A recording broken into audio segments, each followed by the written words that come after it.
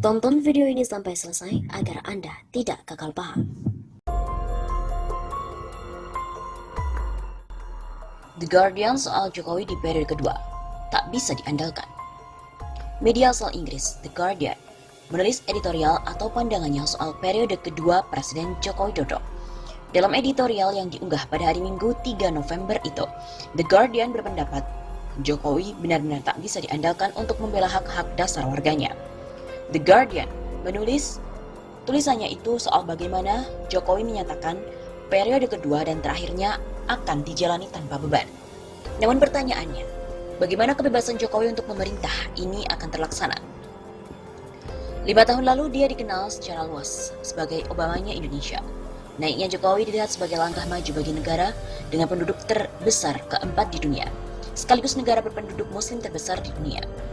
Bunyi editorial The Guardian. Kemenangan Indonesia atas era otoritarian Orde Baru dinilai penting sebagai model demokrasi bagi Asia dan juga negara-negara Muslim. Latar belakang Jokowi yang sederhana dan bebas dari kroni Orde Baru mengantarkannya sebagai sosok yang dijagokan. Ia berhasil meraih kursi Gubernur DKI Jakarta, kemudian menjadi presiden. Seperti Obama, dia membawa harapan di tengah politik yang rusak. Ujar redaksi The Guardian. Di periode kedua, Jokowi mengusung slogan kampanye Indonesia Maju. Namun banyak pendukungnya melihat Indonesia justru sedang berjalan mundur. Masalah mendesak seperti hak asasi manusia atau HAM, toleransi beragama, serta kualitas demokrasi dinilai malah menurun. Meskipun langkah Jokowi membangun infrastruktur dan kesejahteraan sosial dipuji, ada kegagalan lain yang membuat Jokowi ini dikritik. Di antaranya, kegagalan menjegal korupsi dan kekerasan, kemudian memberikan lahan bagi kelompok Islam garis keras alih-alih menekan mereka. Jokowi dinilai sadar soal masalah ini sebagai penghambat kebijakan ekonominya yang dipuji. Wakil Presiden yang baru, Ma'ruf Amin, adalah ulama Islam konservatis yang kuat. Ia punya sejarah intoleransi terhadap penganut agama minoritas dan kelompok LGBT. Tulis The Guardian. The Guardian kemudian membahas bagaimana Jokowi menuai kemarahan setelah menunjuk lawannya, Prabowo Subianto, sebagai Menteri Pertahanan. Padahal, mantan jenderal yang juga mantan menantu Soeharto itu diduga terlibat dalam penculikan dan kekerasan terhadap aktivis 1998. Penunjukan Prabowo oleh Jokowi dinilai sengaja dan disadari, sebab pada 2016 lalu Jokowi juga melakukan langkah yang sama saat menunjuk Wiranto sebagai Menteri Koordinator Bidang Politik, Hukum, dan juga Keamanan. Wiranto juga dituduh melakukan kejahatan HAM oleh tribunal atau pengadilan yang didukung Perserikatan Bangsa-Bangsa. Iklim politik Indonesia yang selalu membutuhkan rekonsiliasi dengan lawan kembali dipertanyakan. The Guardian menyayangkan kecilnya porsi oposisi di parlemen yang hanya seperempat. Penunjukan ini membuat aktivis dan warga Indonesia ketakutan. Mereka juga khawatir soal arah kebijakan negara. Paling mendasar, warga bertanya-tanya untuk apa dilaksanakan pemilu. Tulis The Guardian. Selain itu, The Guardian juga menyoroti keputusan Jokowi mempertahankan Menteri Lingkungan Hidup dan Kehutanan Siti Nurbaya Bakar, serta Menteri Hukum dan HAM Yasona Lawli. Pasalnya, aksi unjuk rasa telah berlangsung selama beberapa pekan untuk memprotes kebakaran hutan dan juga RKUHP, serta sejumlah undang-undang yang ditentang keras oleh sebagian warga. Terakhir, The Guardian mengingatkan bahwa memang harapan tak ada yang sempurna. Presiden tak bisa menyenangkan semua warganya. Tapi kini makin jelas bahwa ia tak bisa diandalkan untuk membela hak-hak dasar warganya. Jelas juga bagi warga tak seharusnya berharap seorang politikus bisa menjadi penyelamat. Tulis mereka. Tekanan untuk reformasi dan oposisi yang sebenarnya hanya bisa datang dari luar parlemen. Masyarakat sipil Indonesia butuh semua pertolongan yang ada.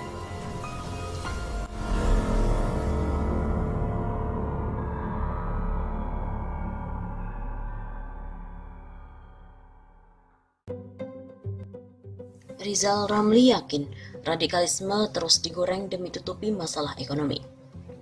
Isu radikalisme sama seperti menjadi konsen utama pemerintahan Joko Widodo Ma'ruf Amin. Sejumlah menteri bahkan dengan tegas menyebut bakal fokus bekerja untuk menangkal radikalisme. Salah satunya adalah Menteri Agama Fahrul Razi. Mantan Wakil Panglima TNI itu dengan tegas mengakui diberikan tugas oleh Presiden Jokowi untuk mencari terobosan dalam menangkal radikalisme. Bagi tokoh nasional, Dr. Rizal Ramli, Isu radikalisme yang didengungkan pemerintah bukan hal yang aneh. Menurutnya, isu ini akan terus dimainkan dalam setahun pemerintahan Joko Widodo Ma'ruf Amin. Setahun ke depan agaknya akan digoreng terus isu 3R, radikalisasi, radikalisasi, dan radikalisasi. Sindirnya dalam akun Twitter pribadi sesaat lalu, Minggu 27 Oktober. Menko Perekonomian era Presiden Abdurrahman Wahid itu mengaku telah mencium ada maksud lain dari pemerintah dengan terus mendengungkan isu tersebut. Di antaranya, untuk menutupi performa ekonomi yang kembali memburuk di tahun ini. Dari beberapa tahun lalu, pria yang akrab disapa RR itu sudah memprediksi bahwa ekonomi Indonesia bakal nyungsep tahun ini. Pertumbuhan ekonomi pun diprediksi tidak sampai 5%.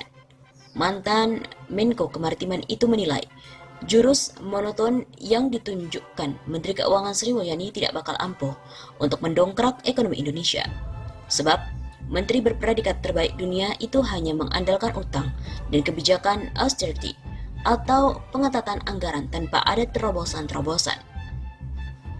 Jadi, supaya soal-soal ekonomi, kemiskinan, soal-soal sosial lain menjadi tidak penting. Radikalisme, the beliefs or actions of people who advocate thorough or complete political or social reform. Ujarnya, prediksi RR terbukti bukan sembarangan. Pasalnya baru 4 hari dilantik menjadi menteri di Kabinet Indonesia Maju. Sri Mulyani telah mengumumkan rencana untuk menerbitkan surat utang berdenominasi valuta asing atau global bond. Langkah Sri Mulyani itu diambil karena anggaran pendapatan dan belanja negara APBN 2019 mengalami defisit sementara kebutuhan negara membengkak. Sri Mulyani menyatakan, rencana penerbitan surat utang disebabkan oleh defisit anggaran pendapatan dan belanja negara APBN 2019 sebesar 199,1 triliun rupiah atau 1,24% dari produk domestik bruto pada akhir 2019 di bulan Agustus. Defisit tersebut berasal dari belanja negara sebesar 2.461,1 triliun rupiah, sementara pendapatan hanya sebesar 1.189,3 triliun rupiah. Tokoh Papua bilang isu radikalisme pun untuk menutupi masalah-masalah yang besar. Tokoh masyarakat Papua, Chris Wamena, mengingatkan agar pemerintah tidak melulu jualan isu radikalisme. Dirinya khawatir isu itu sengaja dimunculkan menutupi masalah yang jauh lebih besar. Dia mengatakan sejak pelantikan anggota Kabinet Indonesia Maju pada hari Rabu 23 Oktober lalu, hingga hari ini isu tersebut terus digulirkan. Bahkan, isu radikalisme dibicarakan oleh semua anggota kabinet. Seakan-akan radikalisme menjadi momok di negeri ini, padahal yang jadi momok adalah ekonomi yang hancur. Kata Chris Wamena melalui laman resminya pada hari Minggu 27 Oktober. Presiden Jokowi menunjuk mantan Wakil Panglima TNI Jenderal Purnawirawan Fahrul Razi sebagai Menteri Agama di Kabinet Indonesia Maju.